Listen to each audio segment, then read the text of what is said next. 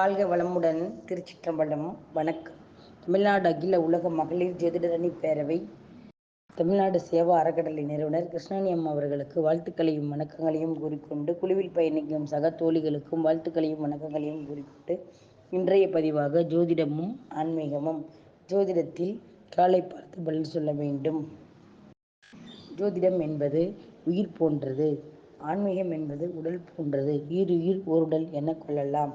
நம்மளுடைய வாழ்நாளில் கர்மாவை குறைக்க வழிகள். கர்மா பிறப்பு ஜாதகத்தில் தொடர்வதே பாவ புண்ணியங்களின் தொகுப்பே கர்மா. இவை சஞ்சித கர்மா, பிராப்த கர்மா, அனான கர்மா என சொல்கிறோம். இதில் நாம் இந்த கர்மாக்களை குறைத்து கொள்ளும் பொழுது நமது தலைமுறையில் ஏற்படும் பிரச்சனைகளை சந்தித்து கொள்ளலாம். 1, 5, 9ஆம் இடங்களை சொல்லலாம். லக்னம் 1ஆம் இடம், 5ஆம் இடம் தந்தை வழி தாத்தா, 9ஆம் இடம் அப்பா. இதில் தீய கிரகங்களான ராகு, கேது, செவ்வாய், சூரியன், சனி, தேய்பிறை சந்திரன், மாந்தி, இப்படி கொடிய தீய கிரகங்கள், தேய்பிறை புதன் இவர்கள் இருந்தால் அது இந்த பித்ருதோஷங்களில் எடுத்துக்கொள்ளப்படுகிறது. ஆகையால் நம்மளுடைய கர்மாவை குறைத்து கொள்ள நாம் வாழ்வில் பரிகாரமாக பறவைகளுக்கு நீர் வைத்தல், தானியங்கள் வைத்தல், நாய்களுக்கு உணவளித்தல், மீன்களுக்கு உணவளித்தல், குரங்குகளுக்கு உணவளித்தல், குதிரைகளுக்கு உணவளித்தல், யானைகளுக்கு உணவளித்தல், பசுக்களுக்கு உணவளித்தல், ஆடு மாடுகளுக்கு உணவளித்தல், தாய் தந்தை மற்றும் ஆதரவற்ற முதியோர்களுக்கு ஒருவேளை உணவு கொடுப்பதும், சகோதர சகோதரிகள் கஷ்டப்படும் போதும் நாம் அவர்களுக்கு உணவு உடை தானம் செய்வதும், கர்ப்பஸ்திரிகளுக்கு உணவு தானம் செய்வதும், அவசர வேறு காலத்தில் நாம் உதவிகள் செய்வதும், ஒருவேளை உணவுக்கே வழியில்லாதவர்களுக்கு அவர்களுக்கு நாம் உணவு உடை செய்வதும், நோயாளிகளுக்கு மருந்து வாங்கி கொடுப்பதும், மரம் செடிகளுக்கு நீர் ஊற்றுவதும், அல்லது கோவில் குளங்களில் செடி நட்டு வளர்த்துதலும், திருமணம் செய்து வைத்தல், ஏழை மாணவர்களுக்கு கல்வி போன்ற பல புண்ணிய காரியங்களுக்கு உதவுதல், இவைகள் துன்பம் விளைவித்தால் அப்படியே 3 மடங்கு கர்மா அதிகரிக்கும். இப்பொழுது ஆன்மீக ரீதியாக பார்க்கலாம். கோயில் மதில்களுக்கும், கோயிலில் காகத்திற்கும், கோயிலில் சேவல்களுக்கும், கோயிலில் யானைகளுக்கும், கோயிலில் உள்ள மீன்களுக்கும், கோயிலில் உள்ள பூசாரி பிராமணர்களுக்கும் உணவு கொடுத்தல் சிறப்பு. விசேஷ காலங்களில் அக்கம் பக்கத்தினருக்கு உணவு கொடுப்பதும், கோவில் அன்னபாலிப்புக்கு உதவுதல், அன்னதானத்திற்கு உதவுதல், கோயில் கட்டுமானங்களுக்கு உதவுதல், கோவில் விளக்கிற்கு எண்ணெய் கொடுத்தல், கோவில் வாசலில் யாசகம் எடுப்போருக்கு உணவு உடை தானம், இறைவனுக்கு பூமாலை, முன்னோர்கள் வழிபாடு, மறைந்த தாய் தந்தையர்களுக்கு திதி கொடுப்பது, ஏழை மாணவர்களுக்கு படிக்க உதவி செய்தல், தெய்வங்களை பற்றி அறிதல், புராணங்களை அறிதல், கோவில்களில் நடைபெறும் கும்பாபிஷேகத்துக்கு உதவுதல் அல்லது விழாவிற்கு சென்று இறையை உணர்தல் போன்ற எந்த ஒரு விஷயத்தை செய்தாலும் கர்மா கழிக்கப்படுகிறது.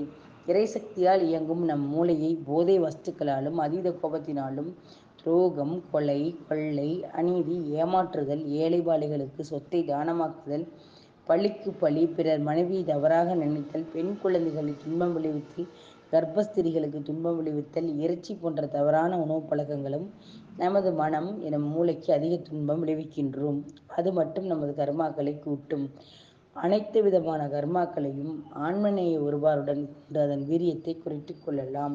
பிறவிப்பிணியை முடிக்க இறைவன் நமக்கு பல சுகபோகங்களை கொடுத்துள்ளார். இவ்வாறாக நாம் பாழடைந்த சிவன் கோவிலுக்கு உதவி செய்தல்.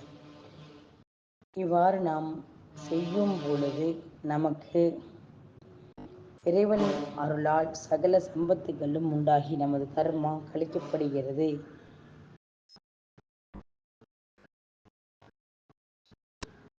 மற்றும் திசையாக சூரிய திசை நடைபெறுகிறது என எடுத்துக்கொண்டால், சூரிய திசை நடந்தால் நாம் கோதுமை மாவும் கோதுமை தானம் செய்யலாம்.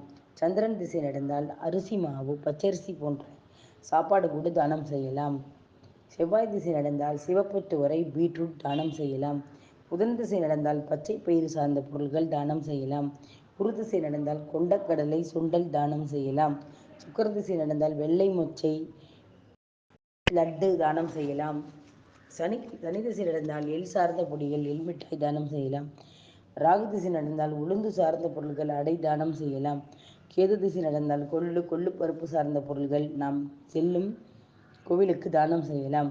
பிறந்த நட்சத்திரம் ஜென்ம நட்சத்திரத்திலிருந்து 3, 5, 7, 22வது நட்சத்திரங்கள் வேதை நட்சத்திரமாகவும் எதிரி நட்சத்திரமாகவும் வந்தால் கீழ்கண்ட பொருள்களை தானமாக செய்துவிட்டு தான் கோவிலுக்கு செல்ல வேண்டும்.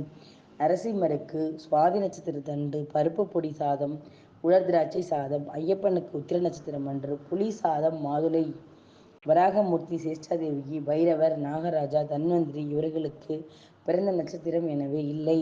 விநாயகர் உத்திராட நட்சத்திரம் கடலை மாவில் செய்த உணவுப் பொருள்கள் செய்யலாம். முருகனுக்கு விசாக நட்சத்திரம் அன்று கல்கண்டு, கறிவேப்பிள்ளை பொடி சாதம் சிறப்பு. சனிக்கிழமை ரேவதி நட்சத்திரம் அன்று கொத்தமல்லி சாதம் துவையல் செய்யலாம். சனி பகவானுக்கு ரேவதி நட்சத்திரம் வரும் நாளில் கொத்தமல்லி துவையல் சாதம் செய்யலாம். இவ்வாறு நாம் அந்தந்த நாட்களில் சென்று அந்தந்த தெய்வங்களுக்கு உண்டான பரிகாரங்களை செய்யும் பொழுது கர்மாவிலிருந்து நாம் விடுவிக்கப்படுகிறோம். வாழ்க வளமுடன்.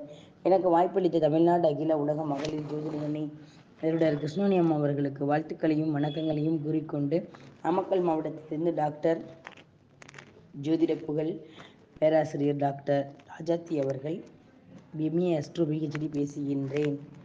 ஜாதகம் பார்க்க எழுத தொடர்புக்கு பலன் சொல்ல தொடர்புக்கு செல் நம்பர் 9790640171. வாழ்க பாரதம், வளர்க ஜோதிடக்கலை, நற்பவி உண்டாகட்டும்.